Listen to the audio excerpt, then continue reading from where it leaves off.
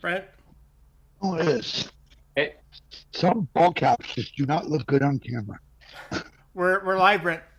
Okay. Oh, hi everyone, and welcome. I kept doing this. Yeah, I didn't see you on there. Yes, my window's too small now. Oh, okay. Hello, everyone, and welcome to Canadians with Disabilities and their Allies. My name is Brent Frain. I'm the host, and the show is also known as PWD Allies Podcast. Check it out on Spotify or your app store, wherever you find a podcast suitable for you. Today is Disability Stories Health, and the segment is number 2. It's a series that we're doing, and we're talking about health with PWD across Canada, how it affects your life, and we're going to be talking about a lot of different aspects today, talking about food, maybe related to your health. There's lots to dive into, and thank you to all the panelists today for joining into me. And also, first of all, before we actually start, I'm going to pass the mic over to Neil because he has a very, very important announcement to make. Well, and then we'll jump to our panelists. I was going to say too, it felt like we had like half a podcast before we even launched the show. Oh, yeah. So that was kind of fun. But yeah, we have Dan who's in chat right now, and he was going to be on the show today, but he's got a lot of construction going on around his place. He says it's really loud, so he can't even hear himself think. So he wasn't able to come on today. If he was going to be on today, I was going to let him do the announcement, but because he's not able to come on today, I'm going to be the one doing the announcement. Okay. So what it is on Friday, we're going to have Mike Schreiner, MPP Mike Schreiner. He's the Green MPP for the Toronto area. It's cool because we've actually never had a provincial government member from Ontario. We've had I should say we've had Cheryl Hardcastle, and we've had Mike Maurice, but those are federal, right? Right. We've actually never had a provincial. Anybody from provincial government. This will be the first time somebody from the Ontario Toronto region coming on, and so it's really cool. And why it's cool, why I wished it was going to be Dan saying all of this announcement, is because he's going to be joining us. It's still going to be a closed circuit show. So we're not going to have like everybody here. It's just going to be you and me, Brent, and Dan, and then Mike Schreiner. And the reason why we thought we'd have Mike on is he's kind of an extra body to represent the quota for Toronto, and that he has also the lived experience of the homelessness and everything in the Toronto area. So we really thought that it would be cool to have wonderful to have him on. Dan on, and it'll be a great show. Looking forward to it. Well, Mike Schreiner really put Dougie against the wall during that last English debate when when the last election was. I mean, like Mike Schreiner had him right up against for the lack of using a hockey term, he was like poor Doug Ford was sweating against the back wall kind of thing. I mean, he was mumbling and stuttering and flipping pages, and because you're not supposed to have any paperwork or any notes to go by. Like during the debate, you're supposed to be able to completely wing it on your with being on top of your feet, kind of thing, whatever. Oh, Yeah. And poor Doug was like, like, Yeah. you could see him fluttering through notes, and Mike was just hammering him. And I think if Andrew, quite I think the if it quite the wasn't, advocate. and I think if it wasn't for Andrew Horvath and the liberal guy for arguing so much on the sidelines, if they had all realized what Mike Schreiner was up to and started attacking Ford instead of fighting, bickering, outcome. it would have been the election would have been a total different outcome. But what people saw was they just saw four adults who were not being adults, except for one, which was Mike Schreiner, who was going issue by issue by issue, and the other three were fumbling around, including Doug. See, a lot of people. And that was the public outcome, and that's probably what led to the lack of people going to vote, because they saw it as a circus.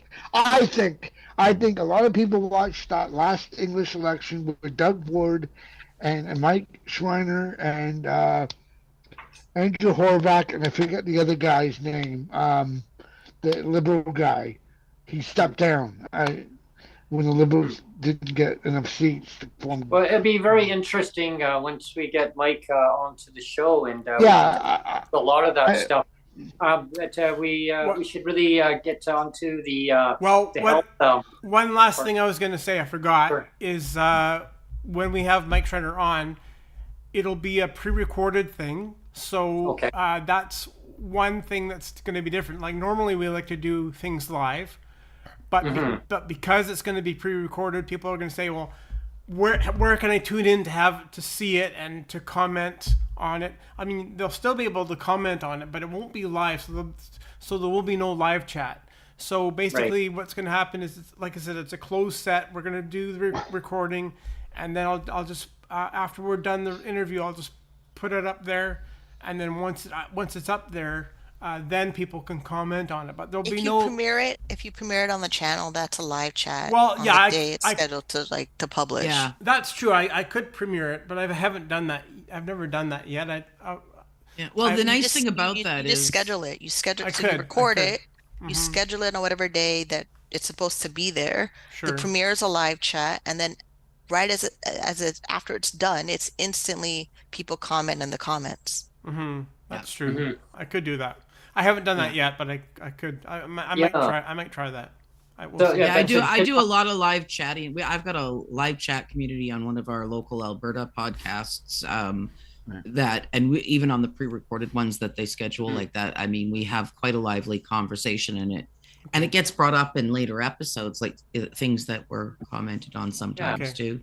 Awesome. Well, today's episode, I really encourage anyone who's tuning in live today, definitely to send your comments in about health aspects to do with Canadians with disabilities across Canada, across our beautiful country. I mean, economically, I would differ with how beautiful that is, especially with how the economy is affecting Canadians with disabilities, their lives. I know in British Columbia, just to kind of set the topic off on this, and then we'll dive into the health aspects of it.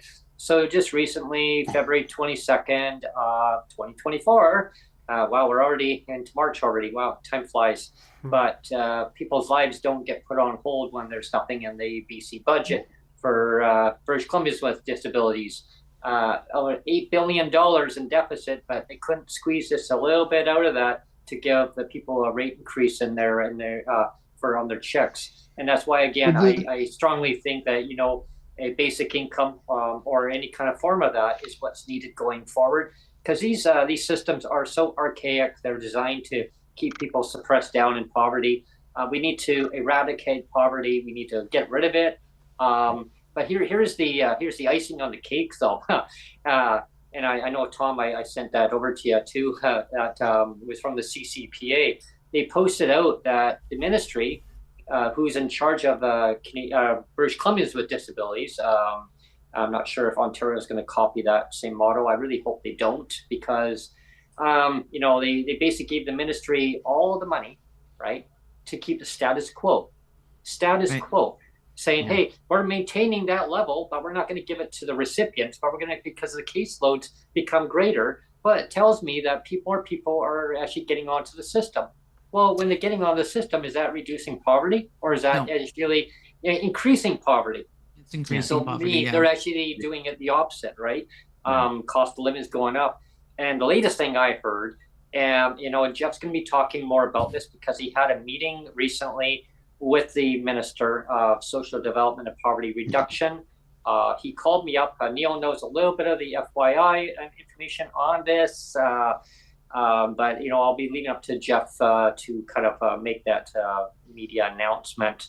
But there's a little bit more that meets the eye when it comes to why the rates weren't increased. I'll give you a little hint. Jobs plan. I have some comments about the BC.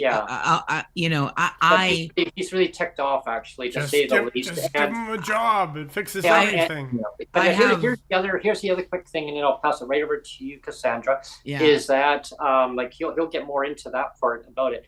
But there was something about the Canada Disability Benefit. Why that provincial governments are not increasing the rates? They're waiting on that Canada Disability Benefit to get released by the federal government. Now, as we all know, the regulations, it's in that regulation stage right now, and they have until next year, June of 2025, to get it done.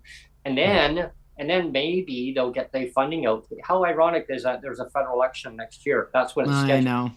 I know. So anyway, as you know, you're probably reading into it thinking, okay, well, where is he going with this? Is that there's that delay tactic. And now it's like saying, but here's the part is that clawbacks. The minister is not going to commit to no clawbacks on the provincial part from the federal. So when the feds do come out with it, even if they escalate it, the province, BC, will not commit to not clawing it back. Jeff said, are you going to guarantee? I can't commit to that, Jeff. So he will dive into more of that part.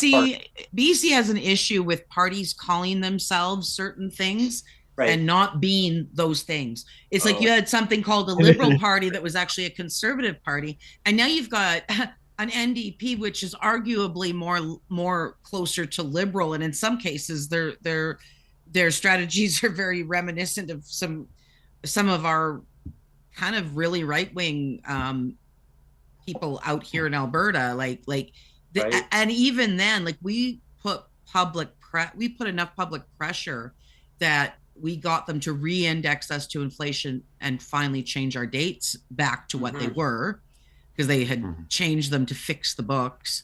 But they still gave us less than what our NDP government had it got in would have given us. But even then, it's not enough. And when I listen to EB, when I listen to Malcolmson, when I listen to all those people, I get pissed off because I'm thinking, you call yourselves New Democrats, you call yourself Social Democrats, but you don't, your policies don't live up to that. Your fiscal policy doesn't live up to that.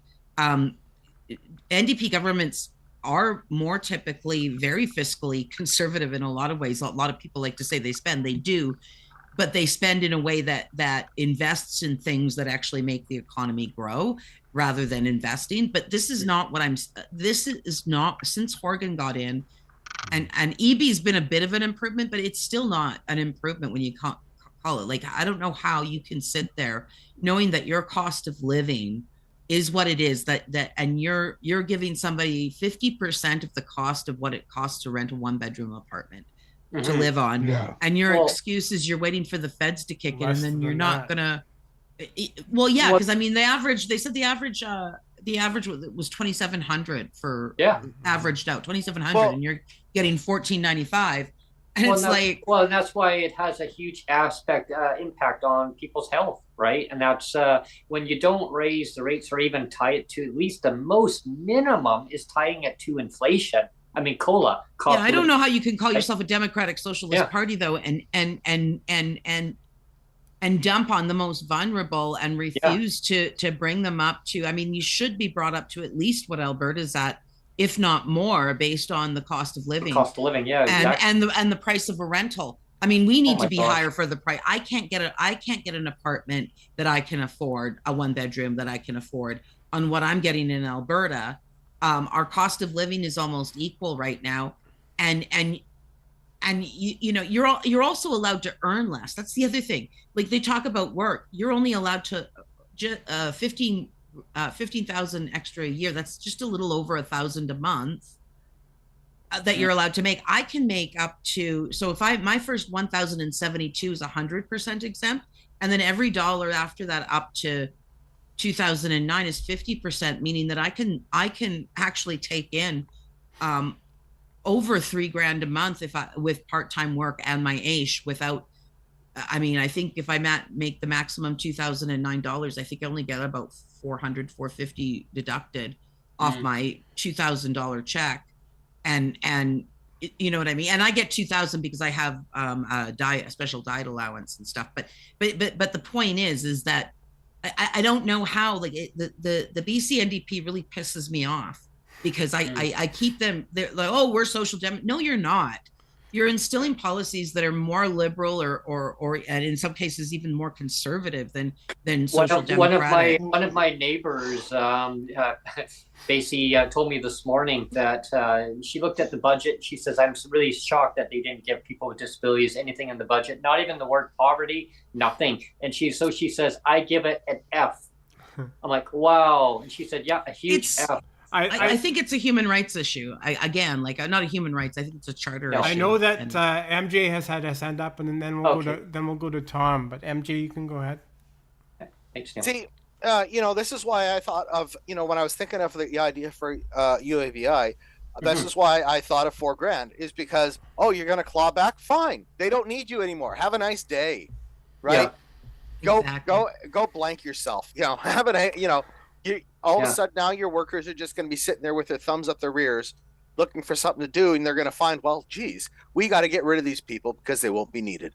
Because, see, the problem we have is in the truth of all of this is, while they keep trying to go and create all these programs, they all keep creating half measure programs or quarter measure programs that only do just enough to keep you screwed, right? And this is why I decided at $4,000 that, yes, it'll move people that are in poverty up to a level, and then it'll help the people that are disabled to not have to deal with terms and conditions and begging for forgiveness. And I need to be able to go out of the province to help look after somebody for a month or two. No, you lose your disability, have a nice day. None of that stuff on what I'm suggesting, because you could move anywhere in Canada and be fine, right? This is the problem we have with all these programs, is they're designed to keep you captured into a certain geographic area that becomes more and more expensive, and you can't get out.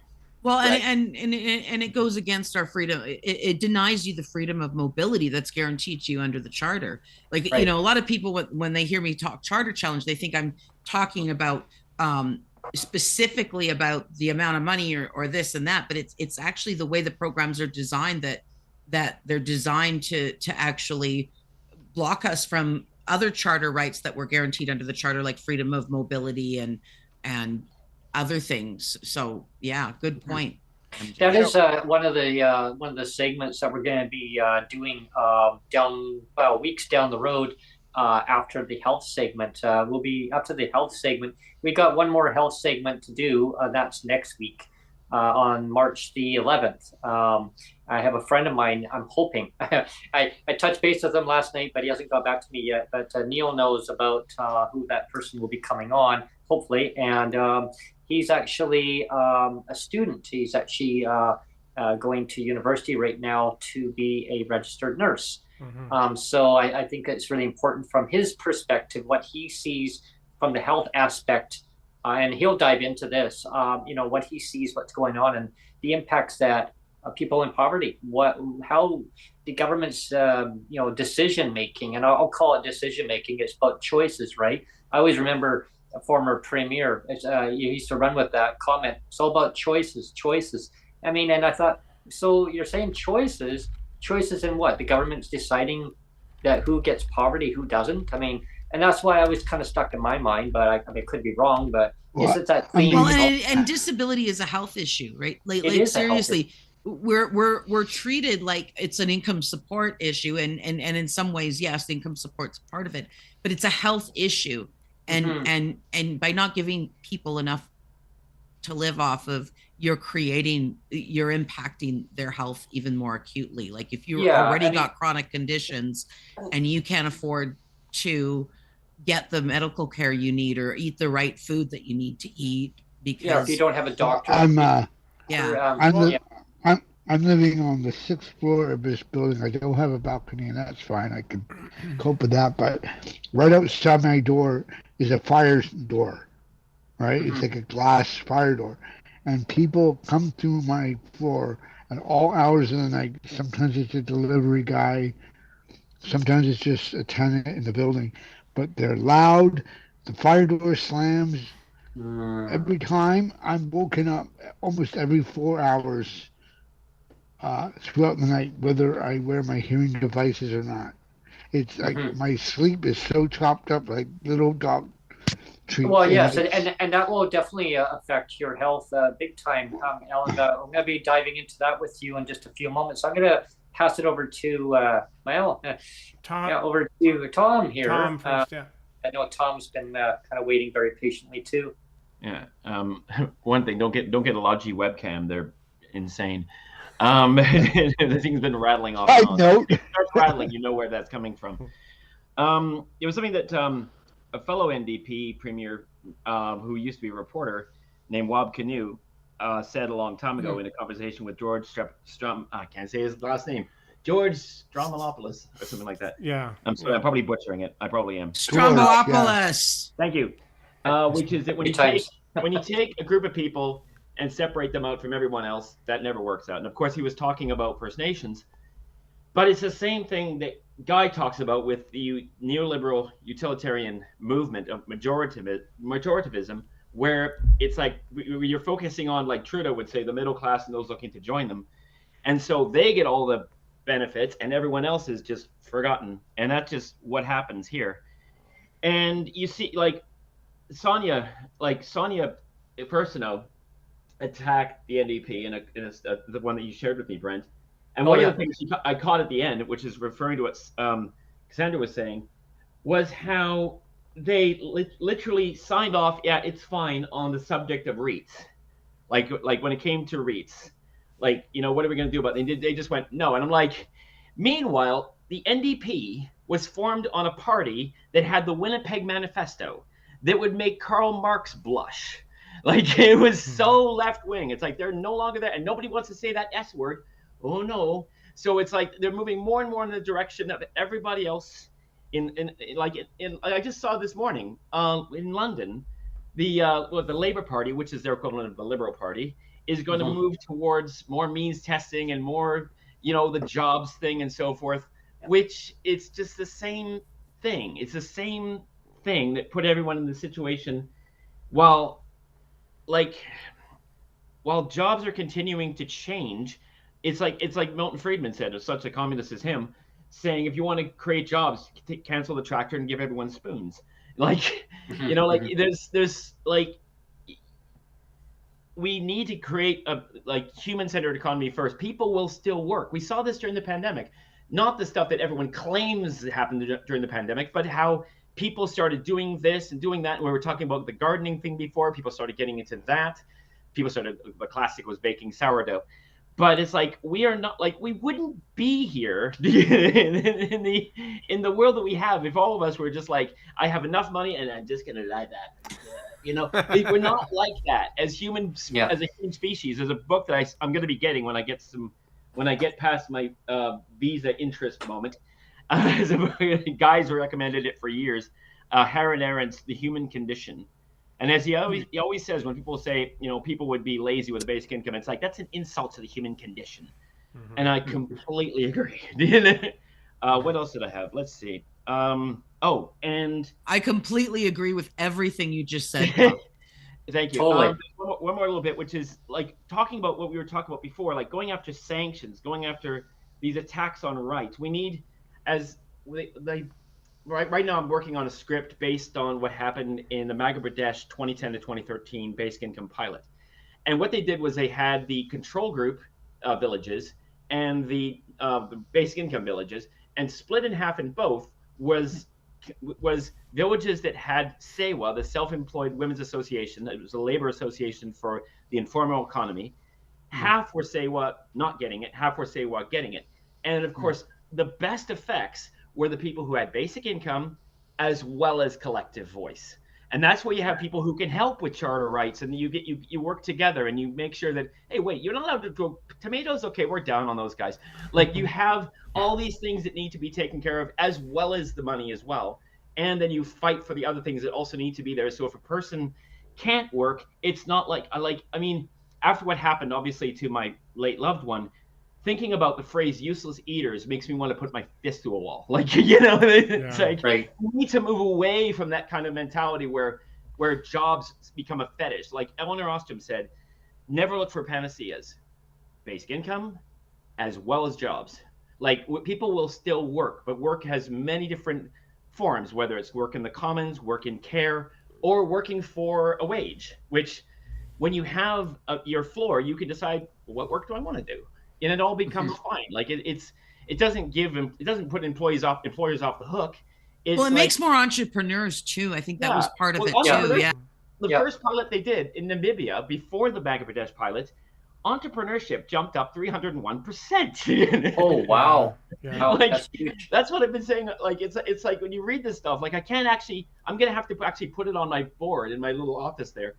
I'm going to put it on my board and have all the things, because I can't actually remember all the things that improved in Bangladesh. There's so many, like, across the board.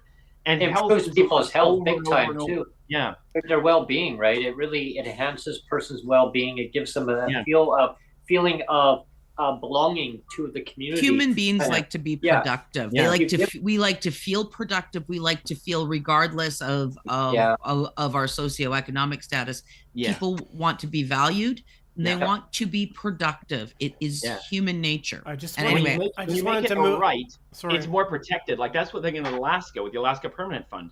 When it's like, it's for these people over here, then it's like, well, why are they those people over there? When did you make it to everyone as a right that everyone has, or they have access to it, or whatever? Then it's like, hey, that's a right. It's defended by everyone. It's for everyone. It's like our healthcare system. It's like, like who wants, like you saw in England with the NHS, where, like, they're defending the NHS and trying to keep it from going to privatization. Yeah, like, rather than dividing. Because it's dividing people. They think that's where the pink unicorns come in, because it's like the dividing, right? We do have hands up, so I just wanted to keep it moving along here. So we'll go to Minnie now, and then we'll go to MG after Minnie. Thanks, Tim.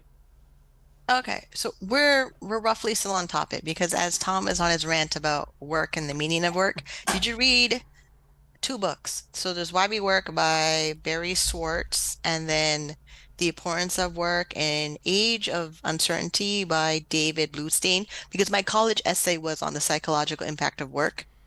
And it was just every industrial system, so from sex work to the Industrial Revolution, how we went from factories to technology. We are designed to work, but we're also still a capitalist society. That's not going anywhere. Like, I wouldn't be born if we didn't have colonialism and then capitalism, because my family's British, Indian, African, Chinese, German, Scottish. You realize I wouldn't exist if we didn't have the fucked up system that we have right now. Like, I literally wouldn't be here. I wouldn't make the money I make. I wouldn't do the things because of my family heritage. England moving to Jamaica, colonizing everything in Jamaica, and moving it across the entire world. So work is never going to go anywhere. And every disability system across the world wants people to work in some capacity, And if you can't, you literally have to prove you're disabled for life every time you're on the system. So if disability is your income support, you have to send in documents, send in notes, send in income reports constantly that you cannot work. Like right now, it's March 1st. That means everyone's declaring if they left Ontario for ODSP right now. And then on top of that, I'm have to make sure I report my income report for the 7th of the month for my business for last month. Like our system is designed, is never going to go away. From reading the Auditor General report, that 62-page document that's embedded in my brain, they want you to work. The recommendations they made in the follow-up report, they want people to work. They want to review people's assets. They want to know how disabled are you. They want to know if you're so disabled that you did not take the new treatment advancements in your condition. They have everything in that document. Jeez. And then if they, like, my vitamin D is not covered. If I get vitamin D prescription, it's a business expense or medical expense on my tax return. If I buy vitamin D over the counter from Life Brand or whatever, Rexall or whoever sells vitamin D in enough units that I get the prescription that the doctor recommended, it's not a business expense. It's not a medical expense. It's in the tax code. It's in everything we have. So either we get used to it and maximize it, or we complain until everyone dies off and we make a new system. Wow. I just want to make one brief comment. I agree with you to a point, because I do think that I think there's a question. I don't think the question is, you know, should people work or should people with disability? I think the question is more about what do we how we classify what work is. Because I mean, even when I'm unable to do traditional time, I'm still working, whether I'm working at being an activist, I'm working at trying to organize people for some community initiative. I'm always working. And that part's in something. The book. So like the professors, the psychology professors that only study work, they talk about that, but our systems don't want to have it. Our politicians don't want to have it. So even though they know it's there, they have all the documentation, they have all the studies, they have all the reports, they have everybody getting their PhD and this is their thesis. Right. The amount of people we have that study work that's not based on compensation, they have that information. They're not using that information. Yeah, because like there's it's from the Maslow hierarchy of needs. They know what our basic needs is. The amount of psychological people that study what does it take for a person to be sustainable on their basic level. Every time I do the emergency room assessment, that's the first thing they ask me. Are you sleeping? Are you eating? Can you get your clothes clean? That's what they ask me the very first thing before they realize, oh yeah, you're depressed, you're psychotic, you need sleeping pills. The first thing they ask me is my basic needs. And they know the basic needs are not coming from ODSP. The minute I tell people ODSP, they're like, oh, it's so horrible. Either they were on ODSP and they made sure they worked and got off ODSP completely, which is only 1 to 2% of the population that's on ODSP out of 500,000 cases. They know how many people are on it. They know how many people come off of it. They also know that the caseworkers do not give the people the information so they can use it to work in the way they want to. There's a lot of people. It took 6 years for ODSP to recognize I'm self-employed. You know how many times I called a caseworker and say, hey, how to report my self-employment income? And they're like, oh, we don't know how to do that because they're not trained in it or they forgot to pay attention in their training. But see, Minnie, like there's a lot of people that are not like, they'll be working, right? And it's like kind of what Cassandra was saying. Like there's people that are volunteering, they're working, they're doing things, but they're not getting paid. And see, but I guess the government wants to make sure that people that are on ODSP or PWD or any other government programs. CPP said if you volunteer too many hours, they cut your CPP. They know the other methods of working. The way that the CRM made the update about people that make money from social media influencers and gig economy workers. And then Wood Green finally made the tax credit for self-employment that make income under $50,000. They know all these things. They're not changing laws to update those things. They're not changing the way government views things, but the way they talk about things. Well, they'll say things to get people all riled up to vote for them, and they drop off. They're going to drop off on the disability benefit, and people are not prepared for that.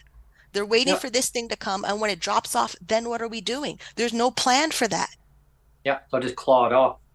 I just wanted to move on to MJ. Sure. And then maybe after MJ speaks, I just wanted to drop in a quick comment as well after MJ. Yeah. Okay. That's good. Thanks. Go ahead, MJ. Minnie is right. I mean, the system's not going to change, for us, right? And this is, the system is designed to benefit the system. It's not to benefit the people. And, a lot of us are not looking at what the system is, but what we would want it to be. And yes, Minnie gives us a whole cold hard reality check here and saying, and what she's saying, this is fact. Let's be realistic. We're either, it's kind of like adapt or die, is where we're at, right? Either we figure out how to adapt to this system and learn how to use it to our benefit, like what Minnie is doing, or we're going to sit here and keep pontificating and going around in circles. I mean, it's not, and I understand the pontificating is a good idea, but it comes to a point of where we have to go and say, let's take a closer look at what Minnie is doing to try to benefit herself and her situation, and how could we apply it to ourselves, and how can we go and bring this full scale to other disabled people that have motivation and means to get themselves out of this system and saying, enough is enough. I mean, I understand, pontificating, and I talk about UABI and all the rest of this stuff, but the reality is in this current system that we have, this is the way it is. Yeah. And the bottom line is either we adapt or die, right? Lead, follow, or get out of the way, Thomas Paine, right? This is kind of where we're sitting in this situation, because yes, while we have hopes and dreams that they're going to give us more money, then they say, oh, we'll give you money over here, but we're going to claw it back over here. It comes us and takes us all the way back to what Minnie's been talking about over the last several episodes of, we need to go and start taking a look at finding that niche for us so we can walk away from this system instead of having to worry about it, and then helping other people to do the same. Because the current system in of itself is not sitting here going and wanting to help us. This is the problem that I find, is they don't. It's like, here's enough, here's your breadcrumbs, and if you can't survive on breadcrumbs, that's your problem, right? Yeah. So I just think that we need to go and also take a look at this from a realistic point of view of not what we hope the government would do, but what they're actually doing, and realizing and taking proper reaction to what they're doing, and then going and realizing, hey, we need to go and make a plan for ourselves to better our current situation. I think that's what we need to actually start discussing, because the health implications in of itself of sitting here worrying about and pontificating for the future of what could be leaves us wasting our time and energy of what we could be doing. Plus, your brain doesn't know what happened. Like, it thinks both are true. So if you think the government is always going to be there and it's going to raise inflation or UBI, and you believe it so much, your brain doesn't know it's not happening, because you physically change your physiology to believe it, and then you're waiting on it. So you have a bigger letdown of it not happening when it doesn't happen. But if you actually focus on the things you can control that are in your control, regardless of who's in power or who voted for what, or what politician says who, or when they went on vacation to Jamaica, it really doesn't matter, because your household is taken care of. But if you're worried about this government said this, or they switched over here, or they did that, they're not feeding you. They're not in your house rubbing your back when you're sick. They're not there holding your hand when you get your prescriptions or whatever. They're not there. They're living their best lives. Their job is to be the poppy show for the country and whatever political party, and they go to the next country. Like, people worried about the Queen. I don't care that they're on vacation or on pause right now, but everyone's posting about them. They're not, everything they stole, they're not giving it back. They're still taking it. Nobody's calling them out on that to give back the stuff they stole. They're living their rich royal lives like everybody else, and we're worried about what they're doing. I don't care. I need to worry about, do I have food in my fridge? Do I have my next paycheck coming in? Can I pay my credit card bill? Can I go back to school? Can I do the things I need to do to sustain myself? A government is not going to help me do that. And if they do freaking get in, they come in with their little opinion, judging me for what I'm doing when they do not care. Yeah, we have lots of hands up. I just wanted to jump in because sure. Basically what MJ was saying is basically a very quick comment that I was going to say is this whole thing strikes me as like a dog and pony show, right? Like MJ was saying, it's very self-serving. All of these income support programs, whether it be in Ontario or in Alberta or in BC, it's really set up to be self-serving for the government of the day, because, you know, like the other day I spent, you know, I spent 2 days doing that greatest hits package, basically, of all those pink unicorn moments.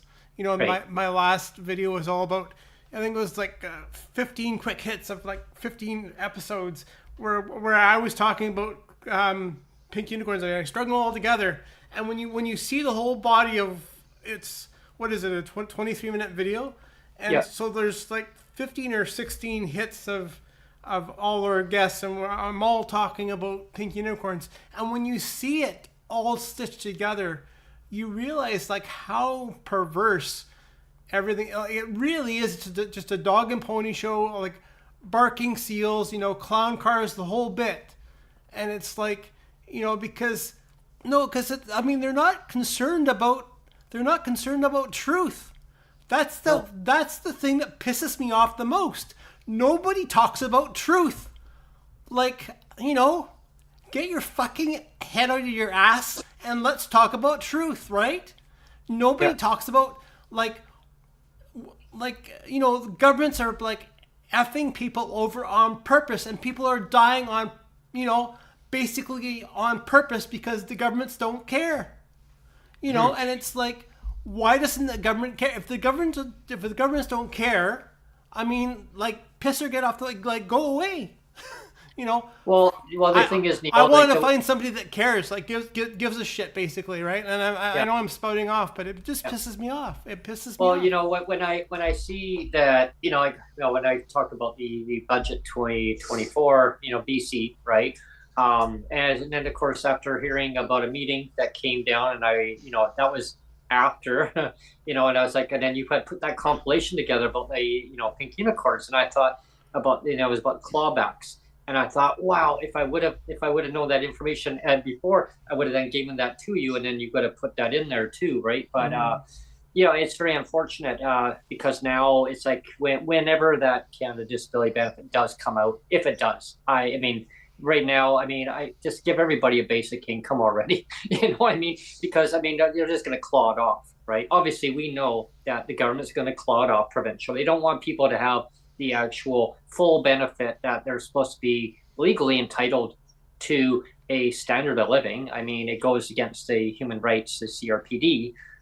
That's another thing we'll dive into another episode. But yeah, but I mean, it has a huge health aspect of it, because if people are living well below the poverty line, I mean, and really, like, what is the poverty line? I mean, you know, it's, I know we talked about that many times. I know Cassandra and everybody on the, you know, on our panel here, is what is the real number? You know what I mean? But it's the standard of living. Like, get everybody up to a standard of living, and then give them the tools that, hey, they want to be an entrepreneur, or they want to be able to do things for themselves. I mean, everyone has a gift of one way or another. I mean, some people love to do crafts, and they love making things. And for people, maybe some people like baking things. You know, some people like cooking.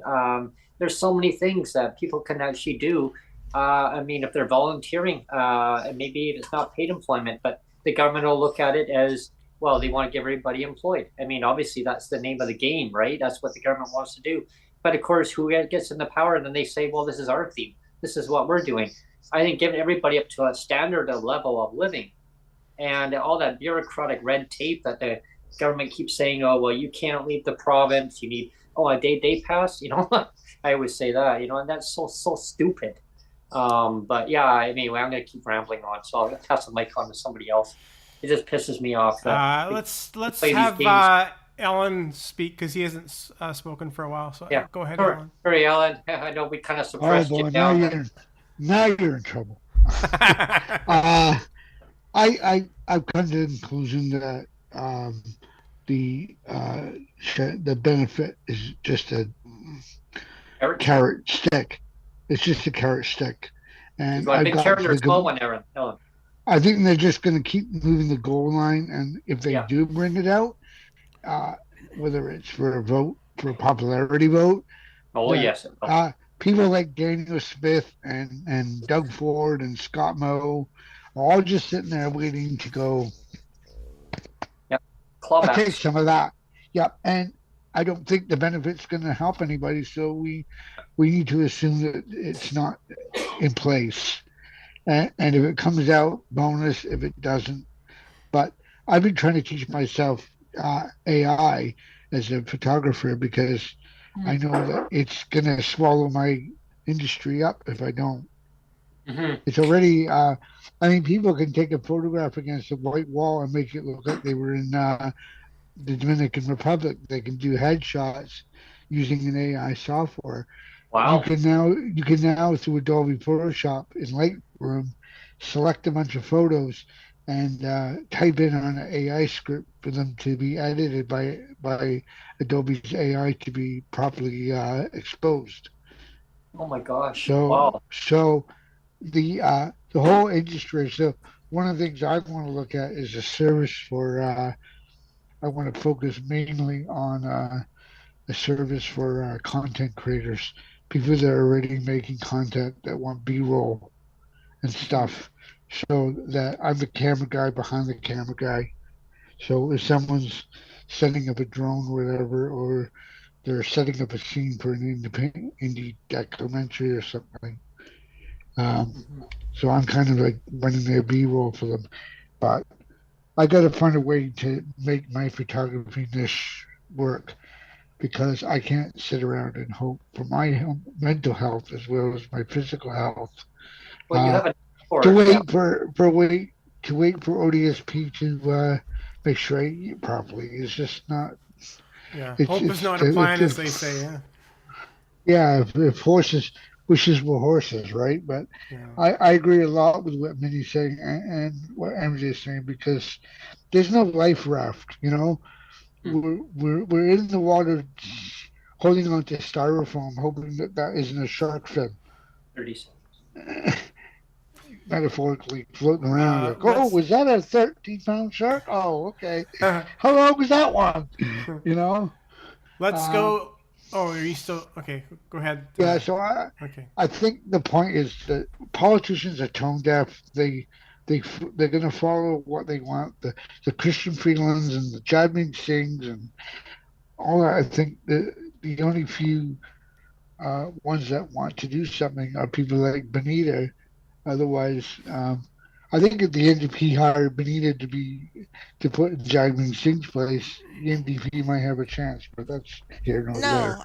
No, I would never. No, politicians. No, I met Nikki Ward. I met the Liberal Party. I hate all of them. Everyone. What I was saying is they're tone deaf, and it's the policy. It's not that they're tone deaf. They really feel like we're making progress. And I'm like, no, you're not, because I'm suffering right now. Especially the one that was like hanging out from the grocery store. I looked at him like, what are you really doing in the office? Because they really think when they're in there doing their little meetings that they're making progress that helps us. And I'm like, no, because rent is still too high. I still can't get to a doctor to get my assessments. My doctor may fire me. All these things that they claim are making progress are actually getting worse. Because if my doctor drops off and I no longer have a doctor, then when I'm supposed to continue on my treatment? Because every time I go into the specialist, I say, follow up with a family doctor. And I have to tell them, I don't have one anymore. So now I'm looking at private clinics that are run by nurse practitioners that every time I go in is pay as you go. Yeah. Exactly. Yeah. But they're making a campaign to bring in more doctors. If they train the doctors that came in from different countries from day one, we wouldn't have this problem. Exactly, Minnie. Exactly. Thank you for saying that. But here's something I'm going to throw in here, and I want you guys' a kind of view on it. This is going to just not really blow your mind, but so there was a town hall meeting just recently, a phone-in town hall meeting. I had got a email, and then I got a phone call, an automated phone call, saying, and this was a local town hall meeting in the community that I live in Victoria, British Columbia. So I got a phone call saying that your local member of parliament is going to be doing a local town hall meeting and the leader of that party, Jagmeet Singh, is going to be with her doing a town hall meeting. And please, voice your concerns or comments, and we'll get you on live. So I got a call about 5 minutes before the hour, before 7:00 p.m. Local time, Pacific Standard Time, of getting into queue. So the moderator answered. It says press 3* if you 3, and then star if you want to be on a queue. So the moderator came on and said, what's your name? Like, where are you calling from, and what would you like to talk to the guests that are on, and the hosts? And I said, well, definitely about health impacts of people living in legislated poverty in Canada. Because I said I'm in British Columbia, but this doesn't just affect me; it affects everybody that's on PWD assistance. I said, and it used to be a pension at one time, but that changed. But I said, whatever. I said, but the Canada Disability Benefit. I said, I want to know where Jagmeet Singh, the leader of the federal NDP, where he stands on that, and when is the ball going to get rolling? When's the money, like an intern amount, going to get out to help people now while they study the benefit until it's like kicking that can down the road, right? She goes, oh, that's a very good question. She says, yes, I know. I know that the party is really eager to get things going. So they put me in a queue. She goes, I'll put you in a queue. You can elaborate more, Brent. I waited an hour, all these phone calls, all these people calling in, and they couldn't get to me. They said, sorry, we ran out of time. You know why they ran out of time? They didn't want to take the call because it was about the Canada Disability Benefit. Mm-hmm. And I knew that as soon as I said Canada Disability Benefit, they didn't want to deal with that. If I would have said a basic income or something like that, they would have been like, oh, well, I mean, I don't know. It just seemed to me, it just came across as my opinion, is that it just felt like that as soon as I said something that's going to better people's lives, I said, because it really will enhance people's lives. It gets them up to that, above that poverty level. They can now make decisions for themselves to better their lives. But they didn't want to go there on that. And that was really disappointing, actually. Let's go over to Tom, and then from Tom we'll go to do a quick Cassandra. interjection. Who wants to make a bet they had like 2 or 3 queues all set up? So send these ones over to that. We'll take that in this one. That's what I'm thinking. Yeah. Well, what's your view on that, Tom? For me, it's like this whole thing. It's almost like this what we're doing here, where it's like, it's like, I prefer awareness instead of surrender. I prefer to have like creating collective voice, and let's work together. And what things can we do for each other? And while also keeping the broad information of what's out there and what's possible, keeping that target in sight. Because like the subject of BI, like for me in the early days, like 4 years ago, like nobody, like you'd tell people basic income and they'd be like, what? Like it was basically plunged into darkness. So it was like trying to get awareness. Now it's awareness, great, it's out there. And so it's like, but at the same time, I mean, yeah, it's fucking annoying because you don't want to be like, hey, we're working on it. Like it sucks. So it's like, you want to do where like, okay, the target's off there in the distance. Like I was using that telescope kind of image for a long time to kind of like, that's our target in the distance. Meanwhile, what can we do right now?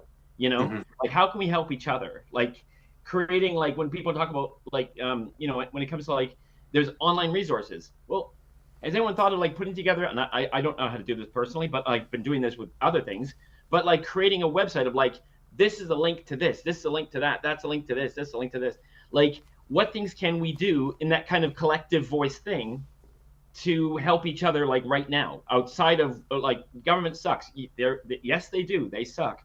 What can we do around them, like because it could go on forever, and I don't know. That's exactly. And while we also pound that into the ground. Well, that's exactly it. That was one of my questions that I had in the town call the hall, and that's I was concerned about the clawbacks, and I think as soon as they heard the word clawbacks, it was like, okay, don't take this guy's call, because then I heard about the clawbacks that the current government doesn't want to commit to not clawing back. So it's that correlation. And I thought, okay, like, and then they put two and two together. But yeah, I mean, that's why we need a new system for all PWD, complete, brand new system. Like a floor of no less than whatever the dollar amount, like a basic income. And then they can be an entrepreneur. They can do whatever they want, whatever they're, basically, yeah, I mean, they could go and, I don't know, plant strawberries, or whatever. I mean, they could go and do anything they want, put their mind to whatever they want. Yeah. But Marriage for Guaranteed Income, like, it started with that one pilot, the one in Stockton, California, and it's just grown and grown and grown to the point where it's now receiving pushback from some. But the one thing about it is that, like, different mayors have gone, like, I want to help this targeted community, I want to help this community, blah, blah, blah. And it's creating that momentum that's getting them to go, okay, well, maybe we'll do that in the future. I don't know, but it's like 4 years ago, like, there was nothing like that. So it's slowly, it's as incremental as hell, and it's creating the backbone. Like, there was a point made by Michelle Rempel, who I definitely am not politically aligned with. And she was like, well, if all my constituents want something, I'm its biggest fan. And it's kind of like that. Like, basic income still has, I mean, like, look at, if you don't believe me, check out what's going on over with UBI quotes on Facebook. Like, there's still a lot of pushback, but there's also a lot of for as well. So, well, Tom, I wanted your opinion on something here before we pass on to one of our other panelists too. Is, I mean, I know the senator. Well, I mean, I know Neil and I've had the senator on before. Senator Kim Pate and Lee Gazan, MP Lee Gazan. They're working on that GLBI. There's two different versions of, like, I mean, that's the same thing, but the bill, it's like bill C-233 and 3-2-3-3 or something like that. I always get that all mixed up. Who has which one, right? And I know I hit them both on that one time. I said, I know you have that number and you have that number. What is it? But anyway, they're both working on that, and that's like the GLBI. Like, it's like equivalent of like a senior's amount. But now you got the Liberals version that they're just kicking that can down the road, right? So like, Leah tried to do motion 46 before, it got shot down instantly. And then Kim's background is, like, working with incarcerated women and people in minority situations, and like, both of them have this kind of, like, fighting for underdogs background. So both of them are coming at it from that angle, wanting it to be the, it's the income tested up front, a livable amount, as opposed to what some versions are out there. Like, Kim is, what's funny is that Kim has said she's literally created TikTok videos where it's like, basically GLBI and UBI, these are not the same thing, and everyone calls it UBI anyway. Like, so, but it's just, I mean, the two of them are just like constantly going and going and going, and despite the pushback that they get, which is insane. And it wasn't Diane Bellemare, it's the other senator who actually stood up for Kim because of all the kind of information that was going on about, like, Kim wants to do this to Canada, and it's like, what? I think there was one in what was it, in Alberta? I think it was, maybe Cassandra might know. I think there was. I remember hearing something about there was a thing a long time ago called Ralph Bucks. There was, like, one time only or something like that. Yeah, and there was. Yeah, I remember Susan Abels, the BIBC, was like, we don't want to do Ralph Bucks. But no, I just, before I tell my little story briefly, what it was because there's royalties that come in, right, from all the oil and gas. Like, we got foreign companies that are up extracting our resources, right? Of course. Right. And then we get royalties off of the sale of the resources. And usually it would go into general revenue or the Heritage Fund, or it's why we haven't needed a sales tax like other provinces have, because it's been able to provide fairly well.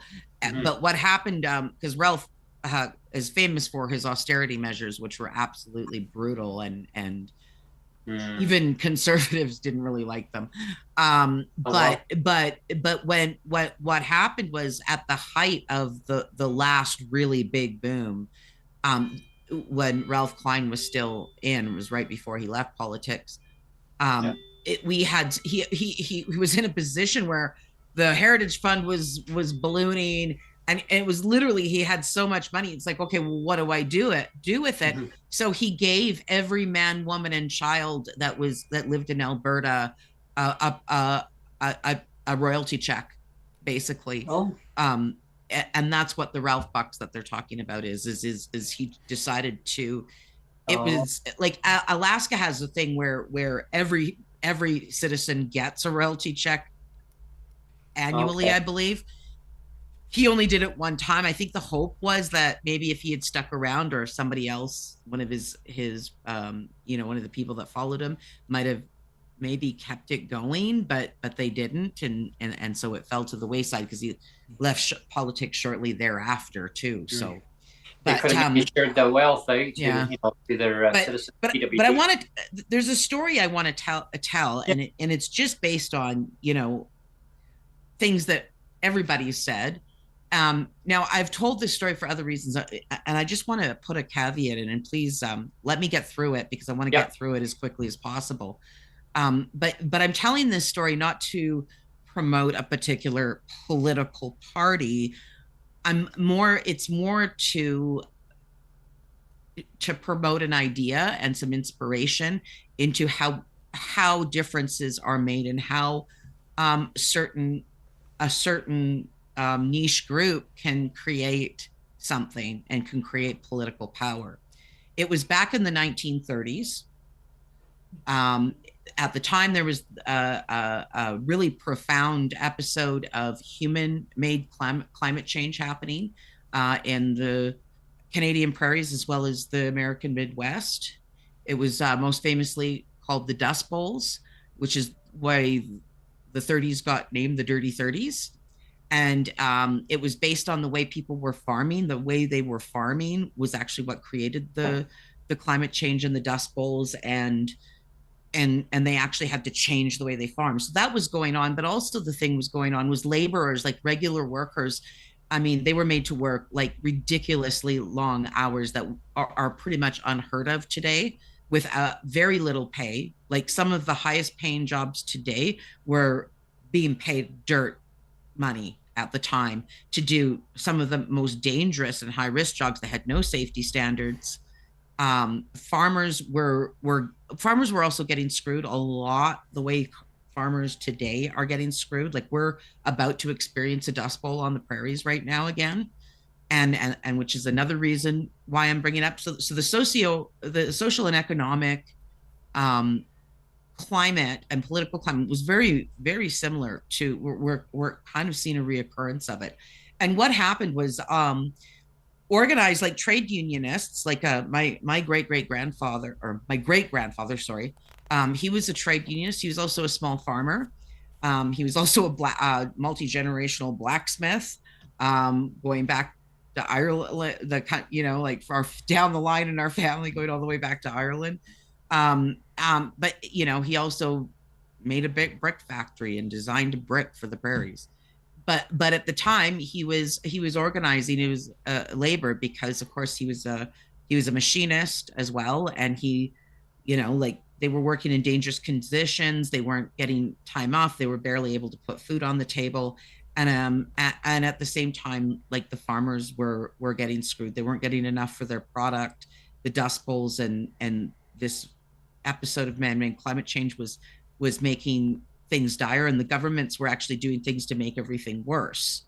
And so what they did was they all got together, and all these small farming organizations and trade unionists from Manitoba to Saskatchewan to Alberta got together in Calgary, Alberta on August 1st, 1932, and they created a political party because the political parties, which would have been the Liberals and the Conservatives, weren't doing what they were supposed to do.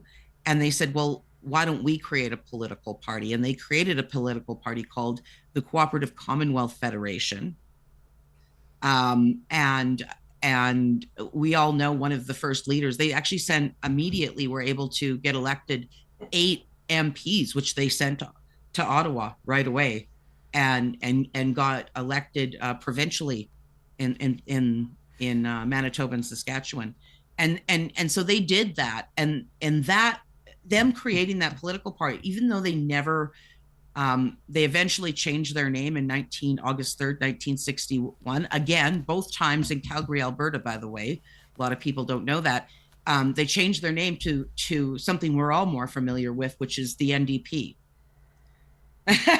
and the thing about this isn't a story. I'm not telling you this story to promote the NDP. Because I'm not overly happy with the direction that it's gone. I'm telling this story because it's a story about how these farmers and these trade unionists and these laborers got together because they weren't being treated fairly, much like we are feeling as the disability community is, we're putting a lot out and we're not getting a lot back. And so they formed a political organization and a political movement to get elected. And even though they never actually gained any, became government federally, they're actually the reason, and these are the first things they fought for, were WCB, employment insurance, the social programs that all right, yeah, they're terrible right now. They're not the way they should be, but we never even had them. They had this idea that we need these social programs like the ones that we all depend on. Now, we can argue the merits. That was the 1930s when that happened, and Wow. The world is a lot different now, but those programs are the same ones that we're talking about today. And what's happened is concessive governments arguably some of them were much better when they were first started than they are now, because they've been allowed to dwindle, they've been allowed not to keep up. But I think the point and the hope is that if a bunch of farmers and a bunch of trade unionists were to say, hey, we don't like what our government's doing, and form a political organization and leverage that to get social programs in, there's no reason why a group of people with disabilities and people living in poverty couldn't also form a political organization to leverage political power and get the programs that we need and the reform that we do need. That being said, I do agree with Minnie as well, and with MJ. We can't sit there and rely on governments to do. We do have to step out of ourselves and see what we can do to provide for ourselves individually, and what we can do to make our lives better without having, without worrying about what the government's going to do for us. But at the same time, I think we can also, while doing that, we can form a political movement of consciousness to get the kinds of reforms that we need. And I think that's an inspiring story, because if you think, as much as we bitch about the programs, we wouldn't have them if those farmers and those trade unionists had not formed their own party and created political power to get those changes implemented. Well, you figure if that was well said. Thank you very much on that story. That's very enlightening, and it really makes a lot of sense. Totally. And I echo that. Obviously, a lot of changes have to happen, but it comes from within us, right? We have to make the change happen, what we want to make happen, and if that means making our own party, yeah. What's the name of the guy? Well, what's the guy's name in Montreal or Quebec? He's that very far right wing guy. Maxime Bernier. His name. Maxime. Yes.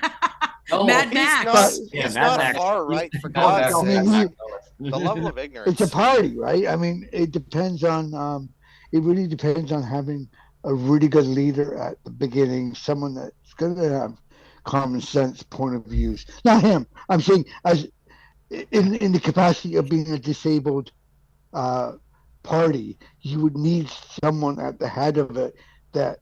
I think you're putting up roadblocks that you don't need. They didn't necessarily have when they started out, they didn't necessarily have a prolific leader that did it. It was actually the collective movement. Right. It was the numbers of people that got together and said, this is what we want and this is what we're going to do. It wasn't that there was this one shining person. We hear about no, actually he came later. No. Like Douglas was elected later after the formation of it. The formation of it came much before. Everybody hears about Douglas, and Douglas was out of Saskatchewan. The party was actually formed in Calgary, Alberta. Wow. And yeah, like it was formed August 1st, 1932 in Calgary, Alberta, and they changed their name to NDP August 3rd, 1961 in Calgary, Alberta. So this just to add on to that, like, do you know, I mean, I'm not going to be pointing fingers at which party caused this, but do you know, like, when it was formed approximately, about these so-called policies that we have right now that are keeping right off the get-go, because of the climate at the time, like the climate for regular laborers and for farmers, the climate that they were facing and the hardships they were facing was where right from the beginning they were saying, no, we need social safety nets in place that when we're having hard times, that there's something there that, you know, prevents us from losing the family farm, kind of thing, so to speak. And so right from the beginning, what they were doing was really forming a movement about making, recreating our Canadian society to put in these social safety nets, not so people wouldn't work, but so when they got injured or they had to change employment or something happened, that there was a social safety net in place. And what we're talking about is a social safety net. And Tommy Douglas, did eventually get elected to be the leader of the party, and we all know what he did. But a lot of people think because of Tommy Douglas that that's when the party was formed, and it was formed in Saskatchewan, and it wasn't. It was if you create a movement and you got some core, and you can agree on some core principles about what that movement is going to do, like maybe you've got a specific thing you want to get done with revamping the entire healthcare system. Maybe you got something to do with the way disability and income supports or UBI, and you make those your core principles, and you build a movement around that there will be voices in the leaders that will emerge from that. You don't have to look for that person. That person will emerge from within your organization, which is kind of how Tommy Douglas and later Dave Lewis was, the architect of what would the CCF's kind of mutation from the CCF into what's now the NDP. That Dave Lewis was the architect of that. So these voices and these personalities, they will come from within. You got to build the movement first and not worry about, do we have a good enough leader or a good enough speaker? No, build your principles, build your movement, build what you need, and those voices will emerge, and that you find that the movement will find best speaks for them. I think that's. We have maybe Neil could jump in on this part. I wonder who the architect was who designed the legislated poverty. I just wanted to. I saw that MJ was having fun with emojis, so I know we're getting close to the end of the show. So I wanted to allow for two final comments. One from MJ, and then the final comment to Minnie, and then we'll just wrap up the show from there. But so go ahead, MJ, and then we'll go to Minnie last. Well, okay. One of the things I've been talking about is the idea of getting there's got to be at least a couple thousand of us or more that are disabled, that are sitting around the country with nothing better to do. And, the marijuana party's looking for members. They really need members to keep themselves going, but they also need a new leader. And they also need a new direction, because it's already legalized. It's not perfectly legalized, but whatever, it's there. Mission accomplished, guys. Rebrand. But they're sitting there languishing, and I'm sitting here thinking to myself, now, one, they have free membership. It's open. All you got to do is declare your membership. Let's get 1,000 of us or more to go and get this going.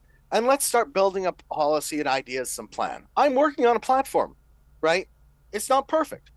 right? I'm working on ideas, but I'm sitting here thinking, we've got a party that's languishing that we could pick up, sweep some dust off of it, and go and get somebody that would be the best leader to come up here and be the spokesman, as it were, and sell the ideas. And all I'm thinking here is, yes, the NDP, they were a stepping stone to some great ideas, and somehow they've fallen off and gotten lost along the way, and they took a wrong turn on the train tracks and went off that way. So I'm sitting here thinking, there's got to be enough of us. There's enough of us to sit here and say, hey, it's time to go and hit a reset button on this.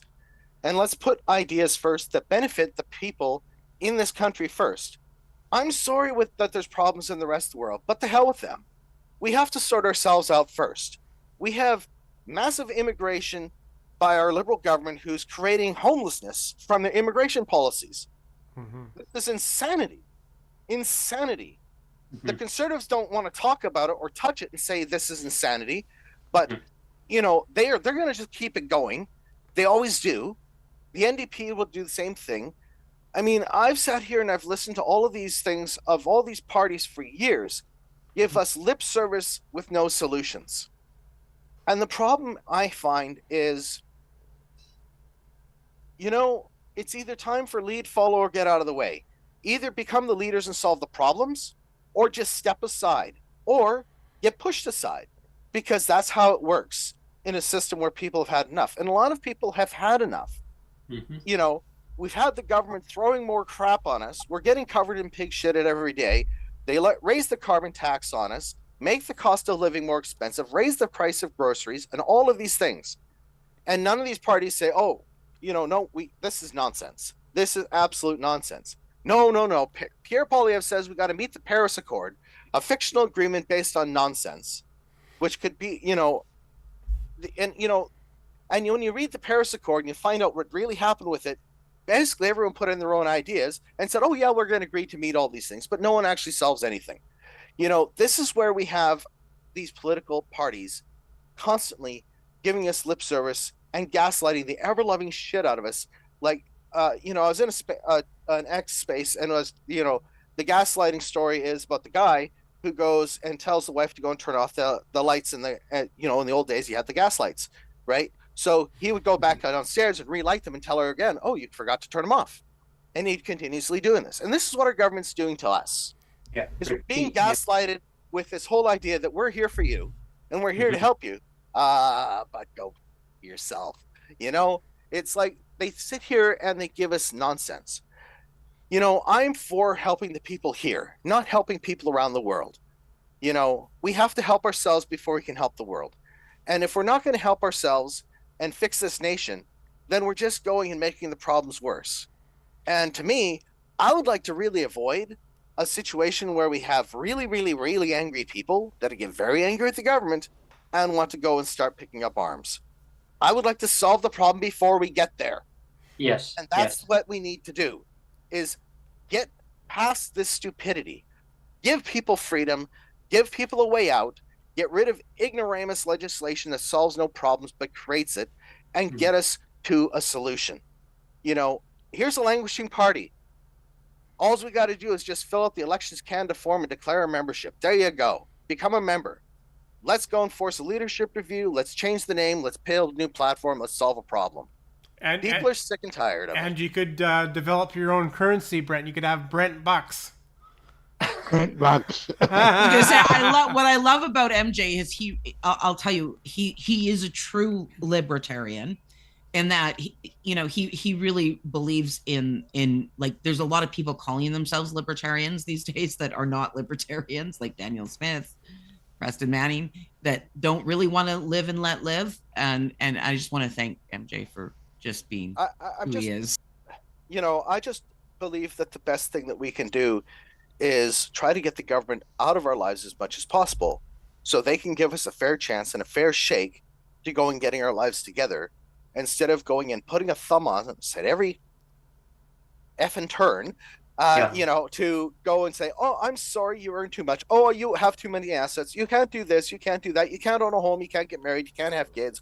Go fuck yourself. Have a nice day. Go live on the street and go and do drugs. It's the wonderful. Sell them to you too. Yeah. You know, the wonderful thing about this system is it has the ability to change. If we, the people, stand up and say, we've had enough, we want to change. Final comment to Minnie before Brent has his final comment. And maybe Tom is going to play us out. So we'll have Minnie, then Brent, and then Tom. I've missed Tom playing us out. Yeah. So like, I know Ontario. I read the policy of Ontario. I read memos of Ontario. So like how they made the Ontario Disability Act out of the Welfare Act, the Ontario Works program. The caseworkers, they weren't new people. There was a need of people on disability in Ontario Work, so they made another program for them.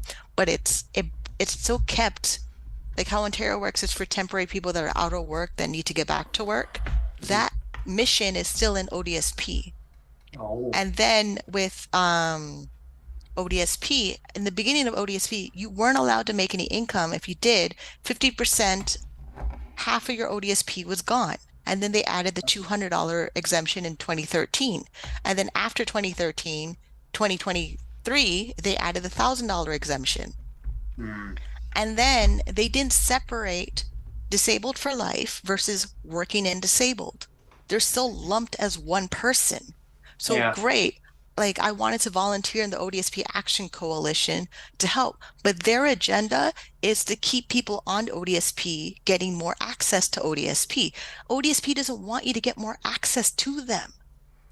It's already designed from 1997 that they want you to work. It's written, the words are there to work. And then we want to have more access. We want more recognition of the way we work. We want more, if we get married, I want to be able to have my 2-week vacation and not tell them I left the country for 2 weeks. All these things. It's kind of hard to do it when it started off of, you're disabled, if you make money, we cut you off instantly. People still believe that old rule for before 2013. Then people still believe the rules from 1997, even though all those things have changed. So how are we supposed to come together, have a mission, have a political party, have a political leader, stay on track, not get sidetracked, when all of us have a disability in some kind of processing information, executing information, all those things, when we already went into a system that's made by other people? Like the other people that made the rules, the policies of it, the lawyers, the accountants, Daily Food Bank was the worst thing to talk about the disability benefit, because the disability lawyer, the insurance people, everybody that was there on that panel already knew you're going up a hill, you're going up the hill with the rock, the Greek mythology person who pushed the rock up the hill, boulder, and he had to come back down again. That's all we're doing. And even when I volunteered to fight against the sex worker rights to make decriminalization because Harper was in power. It blew up in our face. Now we're fighting to, like, Sex Worker International Day was yesterday. That's not changed. Now some other awareness month is happening. I think it's Cerebral Palsy Awareness Month. Again, we have all these awareness months. Exactly. We have all these awareness months for everybody's condition. No. No. But the way that the system is already set up in a way that it's a social safety net, yes. Ontario welfare was a social safety net. Then they recognized the need of people with a disability. Great. But they didn't change anything. They just promoted that person, even though they had a complete negative bias of people that were disabled, unable to work in welfare that moved over. And then if you had children, they looked at you like you're worthless for having children while you're on welfare. All those things are still there. People's beliefs are still in the system. Like, they're still there. They still practice them. They still teach them to their children. It's in the school system. It's still there. We have to dissect everybody's belief system for generations and then start fresh. Like, completely start fresh. I want it to happen, but I've done it though. I want it to happen more because we need it. Like, we need to divide who's disabled for life and needs support from the government. Like my cousin is never going to be able to work. Like, the way that he's intellectually disabled, he's purposely fed into a system that might take care of him and hope we saw on the news because someone killed him. Or like my uncles who were migrant workers working on the farms who now have cancer. like, and my grandmother coming from Jamaica to here to become a nurse and bringing my dad, if that didn't happen, I wouldn't be here. Like, everything in my family is a political thing. And then we're hoping people are changing it when their generations didn't have that problem. So they think no one else has that problem, when they don't even see who else has another problem. Yeah. So like, I really want to believe that we can change everything, but I've read so much documentation of the history of ODSP from 1997 up until now, and I don't see it happening. The records that they have, the documentation that they have, the Auditor General report and all his memos, they are not changing the system to make it easier for people. We don't want to change ODSP. We want to get rid of ODSP and AISH and PWD and design a whole new system is what we want to design a whole new system, but who's going to design it? Because remember, they made Ontario Works, they designed ODSP because they needed another system. ODSP should have been a separate system, but they didn't make it separate. They just split the group in half. We can write, do you know, so one of the things I've learned recently is how to write policy resolutions. Policy resolutions are a stepping stone because policy resolutions can be then broken down. And if you look at how legislation is written, it's written very similarly. It's a little bit more legal and detailed. ODSP Action Coalition does it. They're doing it right now, that they want the non-disabled person to not affect the person that's disabled income. They're trying to do that right now. Yeah, we can create, like, as a group, like, get people. There's people in the disability community that have that knowledge and expertise. We have lawyers, we have people of all kinds of, we could design our own piece of legislation and try to get, have it sponsored or have it. So there is avenues. But I understand why you're discouraged. I'm just especially saying when you look at the BC if I legislation. didn't know the history of this system, fine. I just work, make my money, and I'm gone, because I wanted to get involved because I was reading the policy, and then meeting Trevor, the chair of Action Coalition for ODSP, and then meeting John Stapleton. John Stapleton is just designed, stay poor. Here's what you get when you turn 65 to stay poor. So I'm like, that doesn't help me. Like, it at all. Like, how are you going to tell me you're in the system? Too bad. Stay poor. I'm 57 though too, and I'm looking at this disability benefit that they're talking about. By the time they get it out, I'm going to be aged. I'm going to be aged out of it, and I'm like, this is ridiculous. Yeah. When you look at the legislation in BC, it looks like it was put together by Daffy Duck. Well, yeah, like a group of kids from grade 2 or something. 1,000 monkeys. What is that sound? I know, it's like fucking this thing. If I stop video. Oh. Right. Oh, it's your camera. It's your camera. The Logi camera. I can't do it. Obviously, that's impossible. It's LOGI. Don't get them. They suck. Like, no, I have Logi. I make my money from Logitech. I make thousands and thousands of dollars from my Logitech. I don't know why. Because, like, seriously, like, I got this one because I got this. What model number is it? Let's see. HD's 1080p. Oh, that's it. No. Okay, so like there's there's 1080p. There's like C920, there's C615, like there's 520, there's 320, there's 900, there's 5,000. Like, this is how many Logitechs I went through my entire career of making money. 1080p. That's all I got on it as well. There's two blue lights on the I got it side. a while ago, and it started doing it a couple months ago. Yeah, it's got the two blue lights on the side. So you have the C920. Yeah. My C920 is like 10 years old. It doesn't do that. So try plug it in next time. Plug it into a different USB port to see if it still makes that noise. Maybe, yeah. Or a whole different computer. It sounds cool though. It may be that USB port. It sounds like somebody hitting a bong really good there. Yeah. If I wanted to be really nerdy, I could tether my Nikon to my computer and actually use a 4K or 8K mode camera with a $1,000 lens. Yeah, I could do that. I'm ready and I like my iPad. Yeah. Anyways, what was funny was like it was like like 2 years ago, me and Cease got like, because the original laptop was like dying and it was terrible and had a cracked screen. So I was gonna upgrade this one, and then she got one as well, a cheaper one. But we upgraded to this like really overly expensive gaming one, and then it's like it doesn't come with a camera. What? Like jeez. everything else was amazing about it, but it's like no camera. So it's like, then okay. I went and got this really amazing, what they call a gaming laptop with all the great graphics and everything. Yeah. And to my shock, I'm using an external webcam because it was absolutely the only thing bad about it was the worst webcam I've ever had on a computer in my life. It doesn't matter. It doesn't matter if it's gaming or not. But I've never had one this bad, is what I'm saying. The built-in webcam for a laptop is always bad. Like, remember, I make thousands of dollars from a webcam. I can't afford this little dot of a thing in my laptop. I need the other one. This is my Logitech C920. It's fine. It's like a decade old.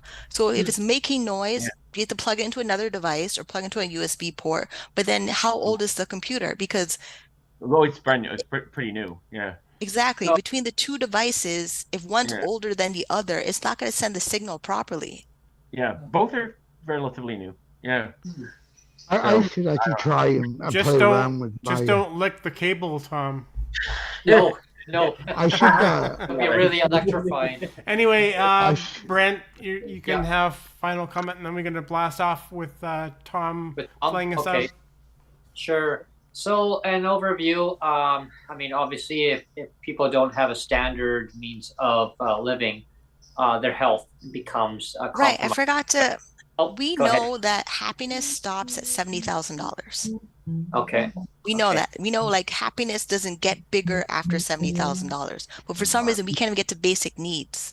Right. So, this is like, that's what baffles me. We know if your income is above $70,000, you're not more happier. But we definitely know if it's lower, you're definitely miserable.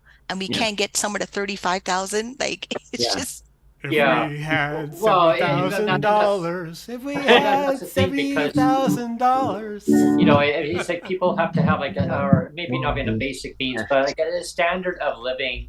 And I mean, whatever, it's like the sky's the limit, right? So you just give people what they need, and they can blossom in life. But these programs, obviously, they are deliberately made to suppress people's lives and their movement across the country.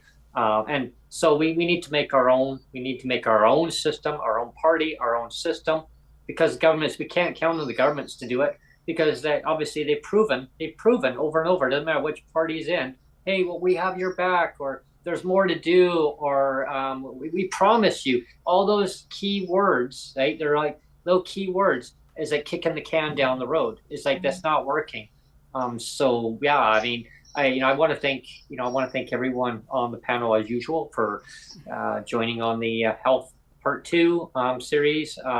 Next week will be number 3 series, and we'll dive into more of the impacts on and it might be John that's joining us. Might be John next week. Yeah, and it'll be a lens on what he sees from a student's point of view, looking inward. So it's going to be interesting. So I welcome everybody to join in next week. And next then Monday, again on Friday we have Mike Schreiner, but again, it may or may not be.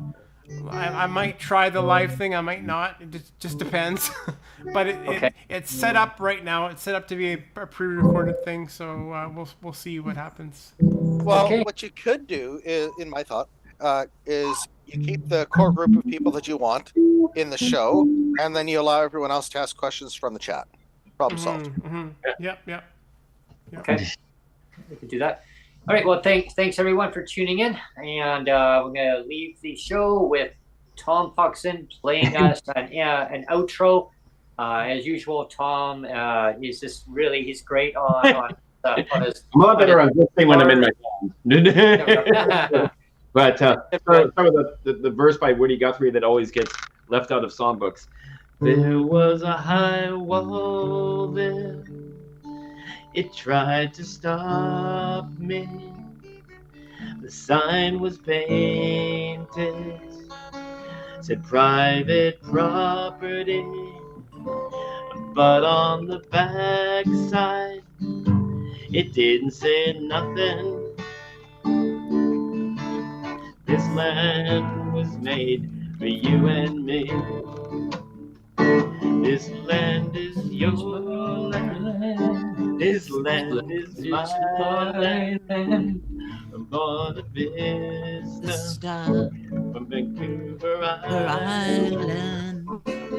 Arctic Circle to the Great Lake waters. This land was made for you and me. This land was made for you and me. Now, the neat thing about this, this is actually the same book I had from grade 1, the ukulele. Woo! Wow. Oh yeah. Oh yeah. I used to play the ukulele. That's why we had to play that one. And then 5 seconds of if I had $70,000. Yeah, I had $70,000. We actually need to burn Could buy me a mobile home. yeah. You guys just did all this. If I But had not a real mobile $70,000 home. That's cruel. We'll get Tom. I could buy a box of Kellogg's, but not real Kellogg's because that's cruel. And don't have it for dinner. What that MGO corn Yeah. in it? Yeah. Play the outro on that one, Tom. For the if I had $70,000. I could get some Kellogg's. If I had $70,000, if I had $70,000, I would buy a really good toaster. A lot of breakfast cereal for dinner. If I had $70,000, buy some toast for that toaster. But not some real toast because that's cruel. The kind of like the bagel slots. If I'd I buy had bagel. $70,000, we wouldn't have to walk to the store. If I had $70,000, we'd take a limousine because it costs more. And so. I tell you, we almost got to make a stink about the cereal thing as PWD because they really are mocking us in a way. But Yeah. I mean, they're not just No. mocking people who are low income. That was a slap to say that if you're poor, you can go eat a bowl of cereal. And by the way, we own 10 of the 1,000 products too. But it goes on sale. Like I got the family size of Cheerios. So like you just rotate what are you getting that week. You know how many times I write on my shopping list next time or grapes look weird? I, I'm not buying the grapes that they look shriveled and I One that I want use- big grapes when I buy my grapes for $2.99. But and I learned people that they don't weigh the grapes when they're you can weigh your produce before you go and buy it to roughly estimate how much it costs. They're not even doing that. They don't even put the thing on the scale. They'll like if the bundle looks too big, you see the Asian people taking out grapes and putting it into another bag. I've learned the weight. I weigh it. I'm not going to look at the bag. I freaking weigh it. So that's why if You know what though? the Asian I've lady noticed wants to make that grape bag bigger, but it's lighter you than the used other to bag. have scales in the produce department. They're Now still I there. noticed that they vanished. no, One. honestly, They're still there. well, listen, They're still in there. Ontario, I go to the produce all the time, and sometimes they started bringing them back, but half the time they don't work. They're out of commission. And there's only one. So if you're on this huge or you have to try to find where And did they they're put in. the scale? So they have the self checkout. They're in the No, I know. scanner. It's the point is that they made it more and more difficult for you to actually weigh on, and I think it's on purpose. I think they've like because it used to be there was a ton of broccoli. scales in the produce Yeah, they're department. like- Yeah. The food Like- basic like- used to have yeah. like 3 of them in one section, but like they're still Yeah. there. So like the whole point of the grocery budget, like if you're at Yeah. checkout and this is too expensive, you ask them how much is that? Yeah. Like, and then it's just you don't get everything every week. So great, I'm not getting Oreo cookies this week, but I'm getting Rice Krispie squares. Okay, Yum.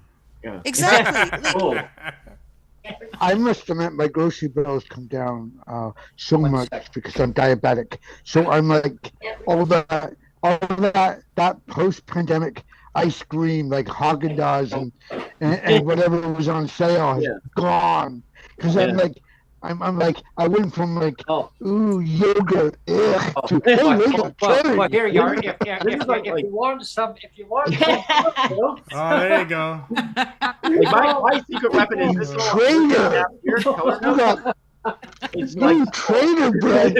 and what color note Is is that that? Kellogg's? Oh, And I just go, I Oh, can't good. talk to Rita. So Anyways. I got those Yeah. mini wheats. Alan is just too And then- loud. It's just so even if Sorry. like the app you're showing, like I get it's an app that you really love, but I couldn't hear it because Alan. Okay. And then I was thinking Yeah. like there's a produce delivery in Toronto that gets all the produce that don't look like a round circle, like they don't look the shapes that we Right. get, and they're selling them boxes of them for like $10, and they deliver. Oh, wow. Yeah. Oh, Yeah. We're worried about these big corporate whatever, but there's other ways of getting produce, I agree. fresh stuff, there's and this then thing here in Victoria, the where it's way like- that all these in the United States or whatever lower discount grocery store, they rotate the flyer. Yeah, my ex Yeah. had a thing like this. It was like a box then thing, and you can say I Smaller, want the this- smaller Yeah. produce, like going to Chinatown and getting all the produce. We still do Yep. that. I'm For still sure. getting my oxtail. I'm still getting my beef Alberta, we shanks. don't. Like Yeah. I'm Have You still know, that that. doesn't look appetizing close up Yeah. there. I miss, and you have it in Here, Ontario, Tom. and it's the same thing they have in Vancouver, where you have you still have those small grocery stores with their produce and their, you know what? We don't have that out here. Like we don't have like a corner store that's got produce. But then, and you so know, like there's a no, what we got is There you go, I Neil. can get to a farm in Yeah. 15 minutes. Yeah. in- because from here down- the down farms Calgary. were trying to deliver me meat, but it was like my freezer's not that big. I'm only a family of one. Some of Yeah. I don't know how to cook certain part of the cow. So even if I wanted to have beef, I don't know how to cook all parts of the beef. I only stick Well, with you the know, parts I know. one Okay, of we the gotta things punch out though. We got to punch out, and so we'll run Yeah, the.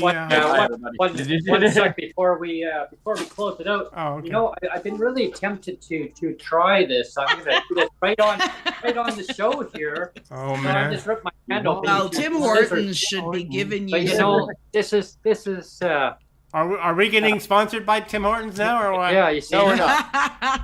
You should be getting some sponsors. you know, they're a little dried Just out. like the coffee. Yeah. We all Oh, hold up a thank mug at the same you. time. But yeah, if you can get some of the food directly from the farm, it ends up being Yeah. cheaper, depending on what you're getting. So like Well, yeah, one of the Yeah, things basi- I was going to say I do is so right around the time that the Mm. farmers are about to get ready to like butcher for the in the spring when it's time to start their yes, the harvest. they- Just they- call it the the- harvest. Just call it the that's- harvest. I was trying. I'm just having trouble with words right now. It's not. Bye, I wasn't everyone. trying to be cute. I Okay, was just bye trying everyone. to. I was trying to think of a word.